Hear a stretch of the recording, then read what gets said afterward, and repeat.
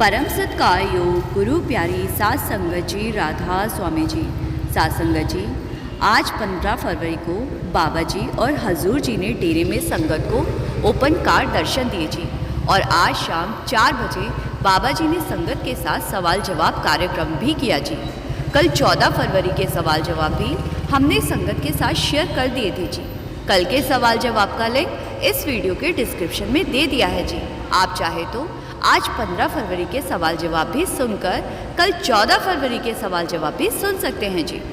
आज 15 फरवरी के सवाल जवाब के बाद हम आपको पलटू साहब की एक ऐसी सच्ची घटना भी सुनाएंगे जो आपको प्रेरित करेगी जी।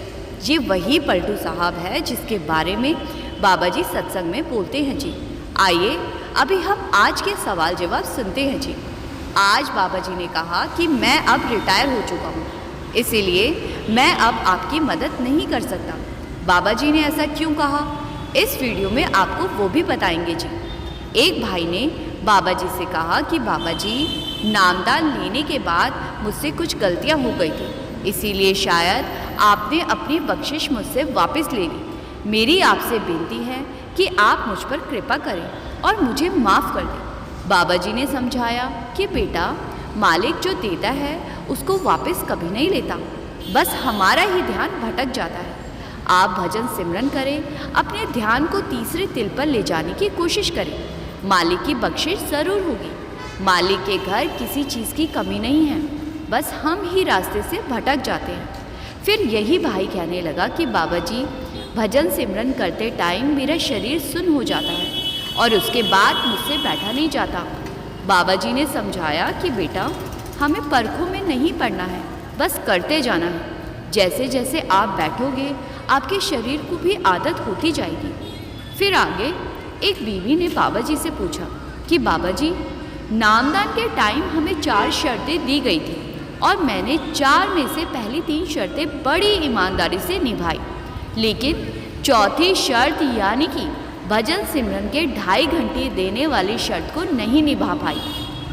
बाबा जी ने कहा कि बेटा, ईमानदार लफ्ज़ का इस्तेमाल मत करो, हमारा काम है मेहनत करना। अब हम सोचें कि एक ही दिन में घर बनकर तैयार हो जाएगा, तो ऐसा तो नहीं हो सकता ना। आप अपनी तरफ से टाइम को बढ़ाने की कोशिश करो, एक दिन आप 2.5 घंटे तक पहुंच जाओगे। फिर यही बीवी कहने लगी कि बाबा जी, मेरे घर एक बुजुर्ग थे, वो बिना नामदान के ही संसार से चले गए, तो क्या अब उन्हें भटकना पड़ेगा?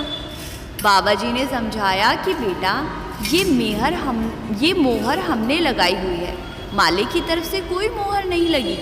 आगे बाबा जी ने समझाया कि बेटा, भजन सिमरन का असल मकसद है कि ध्यान को एकाग्र करके मालिक की पहचान करना, मालिक पर विश्वास करना। जब हम मालिक पर विश्वास करने लगते हैं तो मालिक के साथ हमारा रिश्ता तो तभी से जुड़ जाता है। इसीलिए आप इतनी गहराई में मत सोचा करें। मालिक कभी किसी के साथ कोई भेदभाव नहीं करता।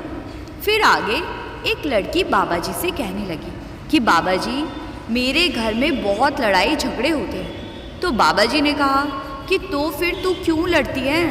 तो ये लड़की कहने लगी कि बाबा जी, मैं नहीं लड़ती, लोग मुझसे लड़ते हैं, मैं तो मीरा बाई जैसी हूँ। इतना सुनते ही संगत हंसने लगती है। फिर बाबा जी ने कहा, जब लोग तुझसे लड़ने आते हैं तो तू झांसी की रानी बन जाया कर। संगत फिर से हंसने लगती है जी।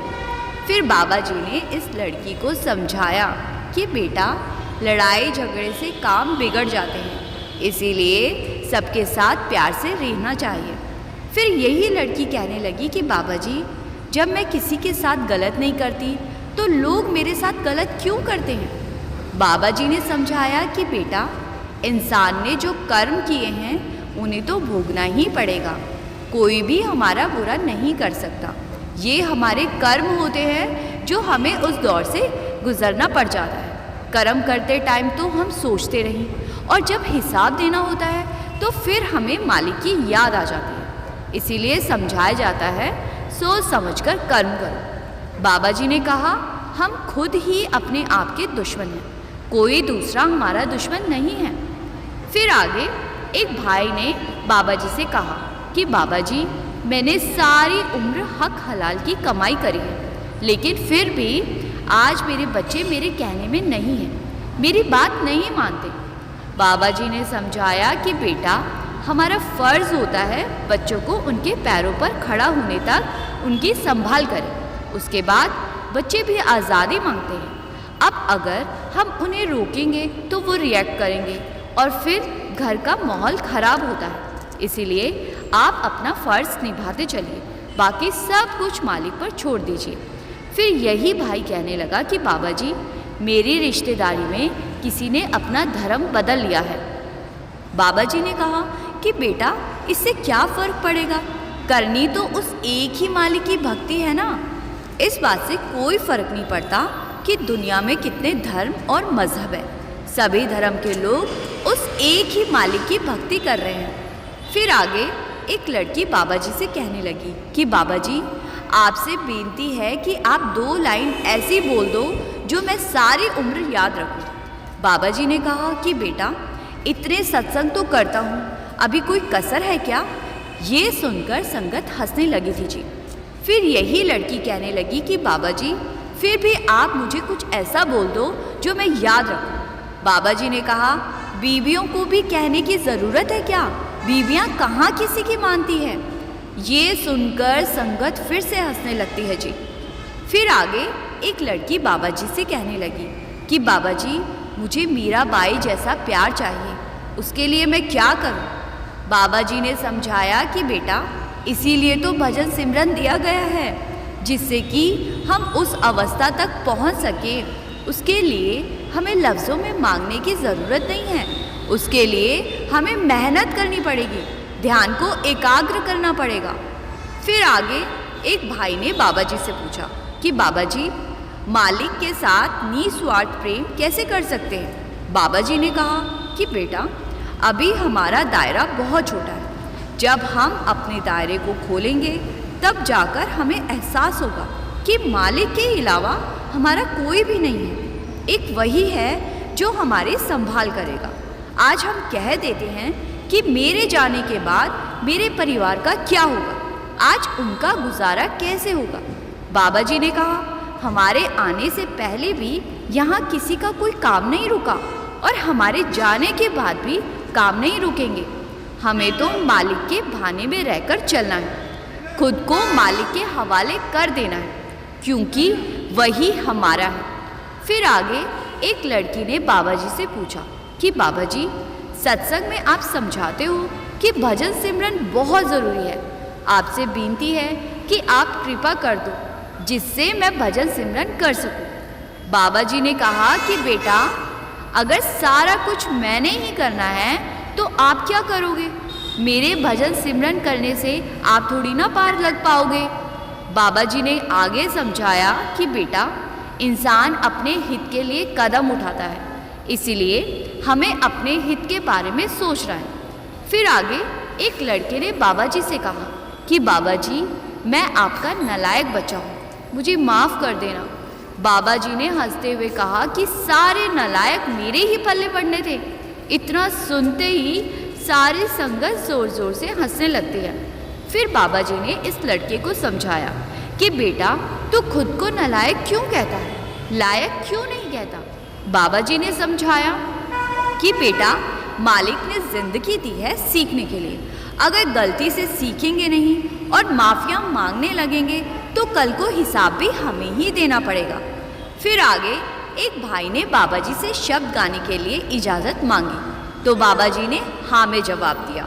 फिर इस भाई ने भरोसा तेरे नाम का शब्द गाया और बाबा जी ने शब्द सुनकर स्माइल कर दी।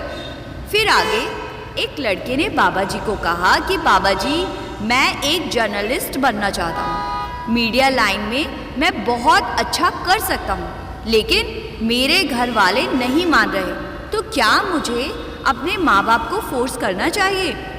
बाबा जी ने कहा कि बेटा, माँ बाप हमारा बुरा नहीं सोचते, अगर उन्होंने कोई सुझाव दिया है तो उस पर भी गौर ज़रूर करो और ये भी ध्यान रखना कि हम उसी लाइन में जाएं जिसके बाद आगे चलकर हमें नौकरी मिल सके। फिर यही लड़का पूछने लगा कि बाबा जी, क्या दूसरों की नज़र लगती है? बाबा जी ने समझाया कि बेटा, ऐसा नहीं होता, मालिक ने जो हमारी किस्मत बनाई है उसको किसी की नज़र से बदला नहीं जा सकता। फिर आगे एक लड़की बाबा जी से कहने लगी कि बाबा जी, आप सेवादारों से कह दो कि माइक नीचे ना करें, मैंने आपसे बहुत सारी बातें करनी है। बाबा जी ने हंसते हुए कहा कि मैं तो अब रिटायर हो गया हूँ, तूने जितनी भी बातें करनी है हजूर जी के साथ कर ले। फिर ये लड़की कहने लगी कि बाबा जी, मुझे आप ही टाइम दो, मुझे आपसे लड़ना है। तो बाबा जी ने कहा कि अपने पति से लड़, मुझसे क्यों लड़ने आ गई है? पति इसीलिए तो दिया जाता है जिससे कि पत्नी लड़ाई कर सके। इस बात पर संगत बहुत ज़ोर ज़ोर से हंसी थी जी। फिर ये लड़की कहने लगी कि बाबा जी, मेरी तो अभी शादी ही नहीं हुई। तो बाबा जी ने कहा कि सोच इस बारे में। लड़की कहने लगी कि बाबा जी, मेरी उम्र अभी कम है, बाकी ज़ुबान तो लंबी है। बाबा जी ने हाथ से इशारा करते हुए कहा तो सारी संगत बहुत तेज़ हंसने लगी थी जी। फिर ये लड़की कहने लगी कि बाबा जी, आप मुझे अपना ड्राइवर बना लो। बाबा जी ने कहा, मुझे अपनी जान प्यारी है। बाबा जी बोले, एक बार एक बीवी को मैंने ड्राइवर रखा था तो उसने गाड़ी से 2 आदमियों को मार दिया। अब तू खुद देख, गाड़ी से 2 आदमियों को उड़ा दिया। ये सुनकर संगत फिर से हंसने लगी थी जी। फिर ये लड़की कहने लगी कि फिर आप मुझे अपना बॉडीगार्ड बना लो। तो बाबा जी ने कहा कि मुझे बॉडीगार्ड की क्या ज़रूरत, ये पंजाब पुलिस वाले जो मुझे मिले हैं वो इसीलिए मिले हैं कि आप लोगों को मुझसे प्रोटेक्ट कर सके। तुम्हारा बाबा थोड़ा क्रेजी है। इस बात पर भी संगत बहुत तेज़ तेज़ हंसने लगी थी जी। फिर आगे एक बीवी बाबा जी से कहने लगी कि बाबा जी, 1 साल पहले आपसे नामदान मिला था, आज फिर आपके सामने आ गई हूँ, फिर से कृपा कर दो। बाबा जी ने मुस्कुराते हुए कहा, फिर से मतलब पहले वाली कृपा ख़त्म हो गई? तो ये बीवी कहने लगी कि नहीं बाबा जी, मेरे कहने का मतलब है कृपा डबल कर दो। बाबा जी ने हंसते हुए कहा कि मतलब मैं ही सब कुछ करूं, आप भजन सिमरन का टाइम डबल नहीं कर सकती हो। तो ये बीवी कहने लगी कि बाबा जी, अगर आपकी कृपा हुई तो डबल भी कर लूँगी। बाबा जी ने समझाया कि बेटा, मालिक ने जो देना था वो पहले ही दे दिया है, अब हमें मालिक से मांगना नहीं है, जो दिया है उसकी कद्र करनी है। फिर यही बीवी कहने लगी कि बाबा जी, आपकी दया से सब कुछ है, परिवार भी बहुत अच्छा है, लेकिन फिर भी किसी चीज़ की कमी महसूस होती है, पता नहीं किस चीज़ की कमी लगती है। बाबा जी ने कहा कि बेटा, हम सोच लेते हैं कि ज़्यादा दौलत होगी, अच्छे रिश्ते होंगे तो हमें अंदर की खुशी, अंदर का सुकून मिल जाएगा, जबकि असल बात तो ये है कि सबसे ज़रूरी अंदर की शांति है। ये बात ठीक है कि रिश्ते और पैसे के बिना ज़िंदगी नहीं चलती, लेकिन सबसे ज़्यादा ज़रूरी है मन की शांति। किसी को 1 रुपए में भी शांति है तो किसी के लिए 1 लाख भी कम है। बाबा जी ने कहा, जब हम भजन सिमरन करेंगे तो अंदर की शांति अपने आप मिलने लगेगी। साथ संगत जी, अभी आप वीडियो में बने रहिए जी। जैसा कि वीडियो के शुरुआत में मैंने कहा था कि सवाल जवाब के बाद आपको पलटू साहब जी की एक ऐसी सच्ची कहानी सुनाऊंगी जो हर सत्संगी को सुनना बहुत ज़रूरी है जी। ये वही पलटू दास जी हैं जिनकी बानी के शब्दों का इस्तेमाल बाबा जी अपने सत्संग में भी करते हैं। साथ संगत जी, अयोध्या नगरी के पास एक आश्रम है जिसको दशरथ महल के नाम से भी जाना जाता है। सालों पहले उस आश्रम में एक संत रहा करते थे, उनका नाम था श्री राम प्रसाद जी। श्री राम प्रसाद जी दशरथ महल के इंचार्ज थे, वही सब कुछ संभाला करते थे। उस जगह पर श्री राम और उनके तीनों भाइयों सहित श्री हनुमान जी की पूजा हुआ करती थी। और ये उस समय की बात है जब अयोध्या में कोई खास संगत नहीं जाया करती थी। उस समय दशरथ महल में आने वाले श्रद्धालु जितना भी चढ़ावा चढ़ाते थे, उसी पैसे से उस स्थान की संभाल करने वाले पुजारियों और संतों के भोजन का इंतज़ाम होता था। और उसी पैसे से हर रोज़ सुबह शाम भगवान जी को भोग लगाया जाता था। श्री राम प्रसाद जी का एक नियम था, वो हर रोज़ शाम के समय भगवान के सामने बैठकर भजन गाया करते थे। वो इस नियम के बड़े पक्के थे जी। इस स्थान के पास एक बनिए की दुकान हुआ करती थी। जिसका नाम था पलटू बनिया। इसी बनिए की राशन की दुकान से राम प्रसाद जी राशन लिया करते थे। हर रोज़ चढ़ने वाला चढ़ावा शाम को पलटू बनिए की दुकान पर भिजवा दिया जाता था और इसके बदले पलटू बनिया राशन भिजवा देता था। एक बार तेज बारिश होने के कारण मंदिर में एक भी श्रद्धालु नहीं आया और इसीलिए उस दिन चढ़ावा न चढ़ सका। ये देखकर श्री राम प्रसाद जी ने अपने एक पुजारी को पलटू बनिए की दुकान पर भेजा और कहा कि वहाँ से उधार में राशन ले आओ, जिससे कि भगवान के लिए प्रसाद बन सके। पुजारी पलटू बनिए की दुकान पर गया और जाकर राशन उधार मांगने लगा, लेकिन पलटू बनिए ने कह दिया कि उधार तो नहीं दे सकता, मेरी और राम प्रसाद जी की तो नगद की बात हुई थी, फिर उधार किस बात का मांग रहे हो। पलटू बनिए ने पुजारी को खाली हाथ वापस भेज दिया। जब राम प्रसाद जी को इस बारे में पता लगा तो उन्हें बहुत दुख हुआ जी, और उस दिन भगवान को पानी के साथ ही भोग लगवाया गया और सभी संतों ने भी उस दिन पानी ही पिया जी। शाम को भी पानी के साथ भोग लगाने के बाद संतों ने पानी पी लिया जी। और जैसा कि राम प्रसाद जी का नियम था कि वो हर रोज़ भगवान के सामने बैठकर भजन गाते थे, तो उस दिन उन्होंने खाली पेट ही भजन गाए और अपने रोज़ के नियम को यानी कि जिम्मेदारी को निभाया जी और सोने चले गए। भगवान श्री राम जी और तीनों भाइयों को श्री राम प्रसाद जी एक रेशमी पीताम्बर ओढ़ते थे। साध संगत जी, पीताम्बर का मतलब होता है पीले रंग का एक रेशम के धागों का कपड़ा, जो अक्सर हम मंदिरों में देखते हैं जी। उस दिन मंदिर में सब सो गए, लेकिन अगले दिन जब सब लोग उठे तो भगवान जी के ऊपर से वो पीताम्बर गायब था।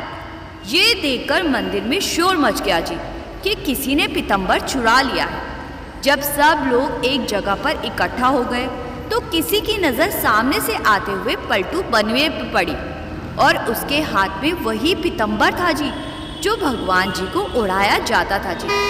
पलटू बनिया आते ही राम प्रसाद जी के चरणों में गिर गया और कहने लगा कि महाराज जी, आपने तो मुझे शर्मिंदा कर दिया। कल मैंने आपको उधार राशन नहीं दिया तो आपने मेरे घर 1600 चांदी के सिक्के भिजवा दिए। राम प्रसाद जी को कुछ समझ नहीं आया कि पलटू बनिया क्या कह रहा है। पलटू बनिए ने बताया कि कल रात जब मैं सो रहा था तो मेरे घर के दरवाजे को किसी ने खड़खड़ाया और जब मैंने दरवाज़ा खोला तो सामने 4 बच्चे खड़े हुए थे और वो चारों बहुत ही प्यारे दिख रहे थे। चारों ने इस पीताम्बर को ओढ़ रखा था और वो मुझे कहने लगे कि हमें राम प्रसाद जी ने भेजा है और आप ये 1600 चांदी के सिक्के रख लीजिए और वहाँ राशन पहुँचा दीजिए। इतने सारे पैसे देखकर मेरे होश उड़ गए जी, और अब वो मेरे दरवाजे से वापस लौटे तो इस पीताम्बर को यहीं छोड़ गए।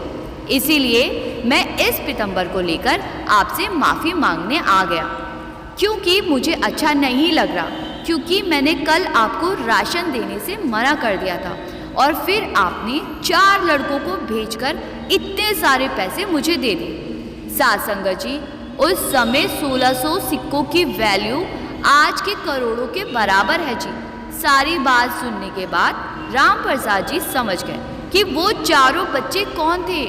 राम प्रसाद जी ने गर्दन घुमाकर सामने रखी भगवान श्री राम, लक्ष्मण, भरत और शत्रुघ्न की मूर्ति देखी और रोने लगे और भगवान से कहने लगे कि मैंने इतने साल आपकी सेवा की है, हर रोज़ भजन गाए हैं, लेकिन आपने मुझे दर्शन ना देकर इस बनिए को दर्शन दे दिए। जब ये बात पलटू बनिए ने सुनी तो उसके होश उड़ गए जी, और वो सोचने लगा कि कल रात मेरे घर खुद भगवान चलकर आए थे और मैं उन्हें पहचान भी नहीं सका। पलटू बनिया बहुत ही फूट फूट कर रोने लगा और उस दिन से पलटू बनिया पलटू दास बनकर भगवान श्री रामदास बन गया जी। उसने परमार्थ को अपना लिया और उसी दिन शाम को रात प्रसाद जी जब भजन गा रहे थे तो उनकी सूरत चढ़ गई और वो बेसुध हो गए। कुछ देर के बाद जब वो अपनी असल अवस्था में पहुँचे तो उनके माथे पर एक बिंदी रूपी गोल तिलक लगा हुआ था। जब दूसरे संतों ने उस बिंदी का रहस्य पूछा तो राम प्रसाद जी ने बताया कि माँ जानकी ने खुद इस तिलक को मेरे माथे पर लगाया है और उस दिन के बाद उस तिल को राम प्रसाद जी ने हमेशा के लिए अपने माथे पर धारण कर लिया जी। साध संगत जी, पलटू दास की इस कहानी से हमें पता लगता है कि भगवान जब हमें कोई कष्ट देता है तो हमारी परीक्षा लेने के लिए देता है। जो राम प्रसाद जी की तरह कष्ट आने के बाद भी मालिक के प्रति अपनी ड्यूटी निभाते हैं जी। फिर उनकी संभाल करने मालिक खुद आ जाते हैं और अगर मालिक से ये सब ना करते तो पलटू पनिया कभी भी पलटू दास ना बन पाते। हमारे जीवन में जो कुछ भी होता है ये सब कुछ मालिक की प्लानिंग से होता है और हम सोचते हैं कि करने वाले तो हम ही हैं। साथ संगत जी, अब इस वीडियो को यहीं समाप्त करते हैं जी। संगत जी से मेरी बेनती है कि इस वीडियो को लाइक करके कमेंट में राधा स्वामी ज़रूर लिखिए जी और संगत के अपने इस चैनल रूहानी सफ़र को सब्सक्राइब कर इस चैनल का एक हिस्सा ज़रूर बनिए जी। गुरु प्यारी साध संगत जी, राधा स्वामी जी।